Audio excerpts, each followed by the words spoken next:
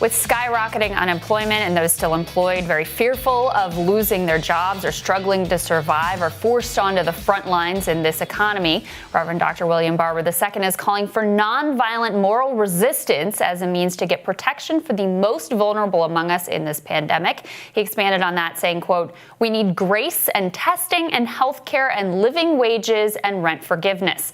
Reverend Barber is the national co-chair of the Poor People's Campaign and president of Repairers of the Breach, and he joins me now via Skype. It's an honor to see you, sir.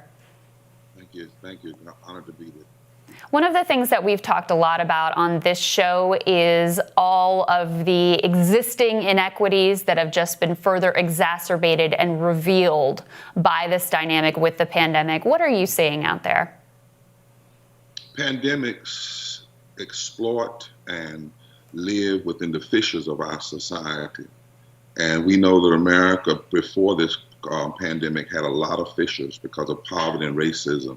140 million people poor and low income, 700 people dying a day, 250,000 a year from poverty and low income, according to a study by Columbia University. 80 million people either uninsured or underinsured. Then COVID hits and everything skyrockets. The amount of unemployment. We're talking now, one study came out last week, said we might add another 11 to 12 million people to the uninsured because of their losing their jobs. We're going to add exponentially to the number of poor people that are low income people. We are seeing that essential workers have often been a new title. We used to call them service workers, but they're a new title. And many people feel like essential means expendable because they call them essential, give them a title, but they still don't have health care. Many of them paid sick leave, sufficient unemployment. They don't have the protections they need. And all of these are matters of choice. It did not have to be. Just like even before COVID, we made a choice to care more about Wall Street and Front Street than Back Street and side roads. We made a choice to engage in Reaganism from the top down, hoping it would come down rather than building from the bottom up. Right. And COVID only exacerbated that reality. Talk to us about what you want to see. What are your list of demands? Because the original Poor People's Campaign obviously had a very specific list, including a federal jobs guarantee, including universal basic income. What are you looking for here? Even before COVID, we were saying that health care ought to be connected to your body and your life and not your job. We're the only country of the 25 wealthiest countries in the world that does not provide health care that's attached to the person, their humanity, not their job. We've been fighting for living wages. We've been fighting for more affordable health care. We know that right now in this country, there's not a county in this country where you can work a minimum wage job. Many of those are those so-called essential jobs that you can afford a basic 2-bedroom apartment on a minimum wage salary. We have been saying we need to build from the bottom up, so we put together an entire agenda. And in this moment of pandemic, it's to us, it's criminal that, number one, the first 3 bills gave more than $2 trillion, $2.5 trillion to the corporations at the top and did not reach the people at the bottom. Millions, 140 million people were basically ignored. Essential workers were basically ignored. In the midst of a pandemic, a health pandemic, we're not providing health care for everyone. That's criminal. It's ridiculous. In the midst of a pandemic, we're not guaranteeing that people's water can't be cut off and their utilities can't be cut off and they can't be evicted. In the midst of a pandemic, we are not taking care of the homeless as we should or undocumented workers. We are saying all of those are our demands. And the pandemic is saying to us, you either do this and close these fissures in society, or this pandemic, this germ will continue to exploit them. And it will not stay among the poor and the undocumented and the First Nation people and the tribes. It will hurt and destroy their lives, but it will also spread throughout the rest of the society. That's right. What do you make of the fact you're being very critical, as I have been, as we have been on this show, of the government response, which has overwhelmingly been to the benefit of the most affluent, the well-connected, the largest corporations? That first relief bill had $4 trillion that went to big business. Meanwhile, small businesses got scraps, workers got very little. Unemployment continues to skyrocket. And still, as you point out, no provision for health care in the midst of a pandemic as people lose their health insurance. What do you make of the fact that that bill was supported unanimously by all the Democrats and Republicans in the Senate who voted on it. It is a tragedy. It is wrong. It is immoral. I don't care whether the Democrat or the Republicans, anybody that supported and endorsed that bill. Now, you said workers and you said the corporate leaders, 83% of all the money went to corporations. Not a damn thing went to the poor and low-income people, the people who may not run this country politically, but they make this country run. You know, we as I said, we call people essential. We changed their title from essential from service workers to essential workers. But what many of them are telling me is they say they feel like what that really means, they're expendable workers. And these are choices. It did not have to be before COVID. It did not have to be after COVID. But what we're finding is too many people are too comfortable with other people's deaths. And we've said to Democrats, you should have passed the bill in the House that ought to be. If McConnell wanted to cut it, if he wanted to undermine the thousands and thousands of people in Kentucky that are poor and low wealth and need health care, over 200,000 of them, then put him on blast. But we failed in our response. The president failed, the Congress failed. Too many of our people are still trapped in this neoliberalism, from the top down. It's warped our imagination and our moral imagination, and we need to go back. And we're fighting in this next bill. We're still concerned. There's some good things in it, but there's still no wage guarantee. There's still no full coverage of health care for everybody that needs it. And we're making mistakes that the pandemic will exploit. That's what our experts tell us, that a pandemic is not just a biological event, it's a sociological event as well. And by leaving these fissures open, we are leaving the society open to death and destruction that's going to last a long time. And now the Fed came out last night, I think, and said we need something like $10 trillion. I was asked, somebody said to us the other day, you don't to change the whole healthcare system in the middle of a pandemic. And I said, well, we changed slavery in the midst of slavery. We changed Jim Crow in the midst of Jim Crow. We changed our Social Security and labor rights and minimum wage in the midst of the Great Depression. That's when you change. Right. That's when you're supposed to change. Right. Well, and not to mention, millions of people are losing their health insurance as we speak. So things have changed very quickly for them. They just don't want to change it for those who are benefiting from this current system. I mean, look, we've seen who's had the ear of the White House, of the Senate, of the House. We see who has benefited most from these bills. How do we change that dynamic, especially in the midst of a pandemic when it's still really unsafe for people to physically congregate and demonstrate the power of the people that you might do in a different time? Well, a couple of things. First of all, let me acknowledge what you just said. We're talking about 13 million, possibly more people losing their insurance, according to a study by Harvard. We're saying that 40% of people who make under $40,000 will lose their job. I mean, we have to face this. Now, what do? We take social media and what we have. Back in the day, Ella Baker organized the NAACP in the South in a telephone booth. So we take this social media. So we've called for stay in place, stay alive, organize, and don't believe the lies. We're saying don't believe these lies about it's safe and you can go out and those things. Stay in place, live, and organize. How do we organize? This coming Wednesday and Thursday, we're asking 100,000 people to join us in calling into McConnell and Pelosi and demand a true rescue bill. Then we're asking people to organize for June 20th, 2020.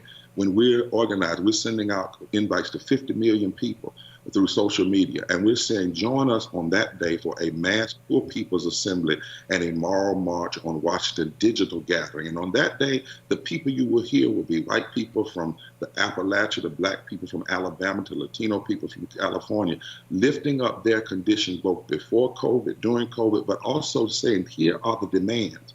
And then they're going to be building power. They're registering people to vote. They're organizing around an agenda, because we have found out that if 5 to 15% of poor and low income people will register to vote, according to a study we're going to release later, they could fundamentally shift the politics in this country, all over the country, especially in the South. And we're saying to candidates, you don't have to ask our campaign to endorse you. You need to endorse the issues that will cause people to live. You need to say to people, if I'm elected, This is how people will have health care. If I'm elected, this is how people will have basic income. If I'm elected, this is how people will have living wages. And this is not a matter, we're so sick of these titles, left and right, and socialism versus democracy. That's just foolish stuff. The issue is, how will your campaign establish justice? How will you provide for the common defense? How will you promote the general welfare for everybody? And how will you guarantee equal protection under the law? That's what we're concerned about. Our deepest moral values and our deepest constitutional values. And we intend to build power and change the narrative of this country and force America to see the poor and the low income, the people that we aren't seeing as people are focusing on the most wealthy and the already prosperous. What are your hopes and what are your expectations for Vice President Biden's willingness to embrace and ultimately fight for, if he ascends to the presidency, your agenda? Well, I'll tell you what I said to him on Easter Sunday. I did a podcast with him on Easter, and I said to him very clearly that there are things that he and others were talking about prior to COVID, and they were talking about what was practical, and there was this conversation versus, one candidate, Biden versus Warren versus Bernie. I said, we're past all of that now. The issue now is COVID has exposed these fissures, have exposed these problems deeply. They were already there, and too many people were too comfortable with them before. Now we ignore them even the more to our own detriment. And this is, like I said on Easter, it's like from crucifixion to resurrection. It's like, the question is, do you recognize, I said to him, that this is in fact just like a Great Depression moment? And the question is, what are you going to do? Because the things that you may have said were not practical before are necessary now. Before, we heard you couldn't find the money. Well, we know that's a lie now, because in less than 3 weeks, we found over $2.5 trillion, and you mentioned $3 trillion. So we can't tell folk there's no money there now for healthcare. There's no money there for living wage. What we have now is clearly a matter of choice. And I said to him, well, you've got to decide whether you will choose not to be Democrat, not to be Republican, not to be left, not to be right, but to be a statesman, a moral statesman in this moment, recognize this time and call for fundamental change. We have to have the health care for all. We can't keep playing around and just saying we have an Affordable Care Act. 14 states didn't even pass the Affordable Care Act.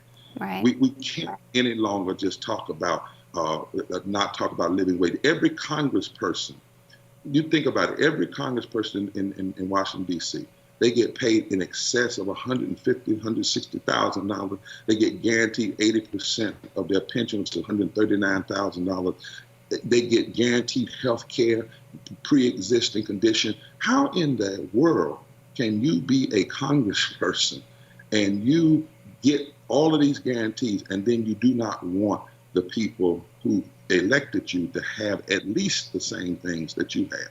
That is immoral. That is trifling, as my grandmother used to say. And we are going to have to step up, and he's going to have to step up, and all of them have to step up. And if they do, I said, if you start talking about poor and low income people, we can expand the electorate, but we can't have another election season in the general election like we had in 2016. All those debates and not one on poverty and low wealth, even though 43% of the people are poor and low wealth in this country. We cannot have a conversation that talks about partial health care when now we may have as many as 93 million people uninsured or underinsured. Those conversations no longer work. We're in a different place, and we must have a different position. Yeah, I think that's well said. And last question for you, Reverend Barber. Your campaign, your Poor People's Campaign, it's a multiracial campaign, as it was during Dr. King's time. It was controversial in Dr. King's time, and frankly, it's controversial right now. What is your hope for solidarity across races among poor people? Seeing the people that are coming together. Our campaign has traveled to more than 40 states across this country. We now have 45 coordinating committees in 45 states in the District of Columbia. And those coordinating committees are made up of poor and impacted people. They're advocates, moral leaders of every race, creed, color, and sexuality. I have seen what can happen. We have seen people coming together, thousands and thousands and thousands of people. Every one of our state coordinating committees are connecting 30,000 people to their work. That's over a million 200,000 people that we'll be able to connect. We have 16 denominations connected, and the religious bodies of all races and creeds and colors connected to this work. We have over 100 partners. People are coming together. We were coming together before COVID and saying, somebody's hurting our brothers and sisters, and it's gone on far too long, and we won't be silent anymore.